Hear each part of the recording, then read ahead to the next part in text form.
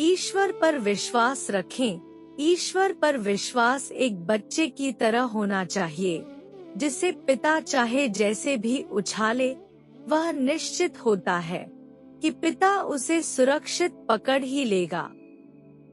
इसी तरह जो लोग ईश्वर पर विश्वास करते हैं, वह हर परिस्थिति में सकारात्मक रहते हुए अपना कर्म करते हैं और परिणाम ईश्वर पर छोड़ देते हैं। ईश्वर पर विश्वास करने वाले इंसान सुख हो या दुख, हर परिस्थिति में उसका स्मरण करते हैं और उसकी शक्ति पर उनका विश्वास अटूट होता है।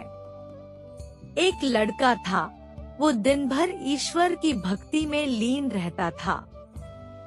ना घर का कोई काम करता और ना व्यापार में हाथ बटाता था, लेकिन साधु संतों की खूब सेवा करता।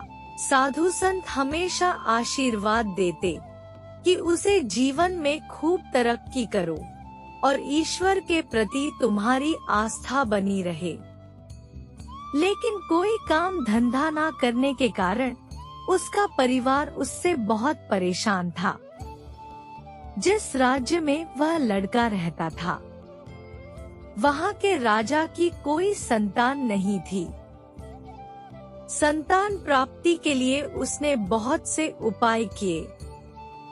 एक बार उसे किसी ने बताया कि अगर वह किसी नौजवान की बलि देगा तो उसे अवश्य संतान की प्राप्ति होगी।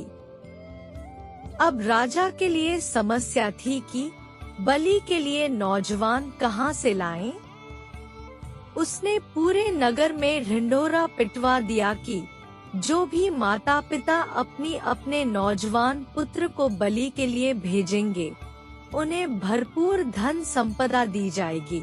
जब यह बात उस लड़के के परिवार को पता चली, तो उन्होंने निश्चय किया कि हम अपने पुत्र को राजा के पास भेज देते हैं। वैसे भी यह हमारे किसी काम का नहीं है। सारा दिन ईश्वर की भक्ति और साधु संतों की सेवा में ही लगा रहता है। इसके जाने से हमारे पास भरपूर धन वैभव आ जाएगा। लड़के को बलि के लिए राजा के पास भेजा गया। अगले दिन सुबह लड़के की बलि देने से पहले राजा ने उसकी अंतिम इच्छा पूछी। लड़का ने कहा, मुझे थोड़ी सी गीली मिट्टी चाहिए। लड़के को गीली मिट्टी दी गई। लड़के ने ईश्वर को याद करते हुए उस मिट्टी के 4 ढेर बनाए। उसके पश्चात उसने 3 ढेर तोड़ दिए और चौथे ढेर को प्रणाम किया। लड़का बोला कि राजन, अब आप मेरी बलि दे सकते हैं। राजा कहने लगा कि तुम मुझे पहले इस बात का भेद बताओ कि तुमने क्यों पहले 4 ढेर बनाए, फिर 3 तोड़ दिए और एक क्यों रहने दिया? लड़का कहने लगा कि राजन, आप तो बस अब बलि दे। यह मेरी और मेरे ईश्वर के बीच की बात है, इसे रहने दे। राजा बोला, यह मेरा आदेश है कि बताओ तुमने 3 ढेर क्यों तोड़े और चौथा क्यों नहीं तोड़ा? लड़का बहुत विनम्रता से बोला कि राजन, कोई भी मनुष्य अपनी रक्षा के लिए सबसे पहले माता पिता, राजा और देवता पर विश्वास करता है, लेकिन मेरे माता पिता ने तो मुझे स्वयं आपके पास बलि के लिए भेजा है, इसलिए मैंने पहली ढेरी तोड़ दी। उसके पश्चात वह राजा से प्राण रक्षा के लिए फरियाद करता है, लेकिन यहाँ पर तो स्वयं राजा ही मेरी बलि दे रहा है, इसलिए मैंने दूसरी ढेरी भी तोड़ दी। फिर व्यक्ति देवता की ओर देखता है, लेकिन यहाँ पर तो देवता को ही बलि दी जा रही है, इसलिए मैंने तीसरी ढेरी भी तोड़ दी। लेकिन अंतिम ढेरी उस ईश्वर पर विश्वास की है।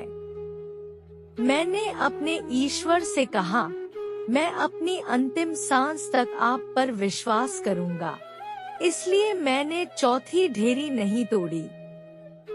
लड़के की बातें सुनकर राजा को आभास हुआ कि यह लड़का तो बहुत ज्ञानवान है।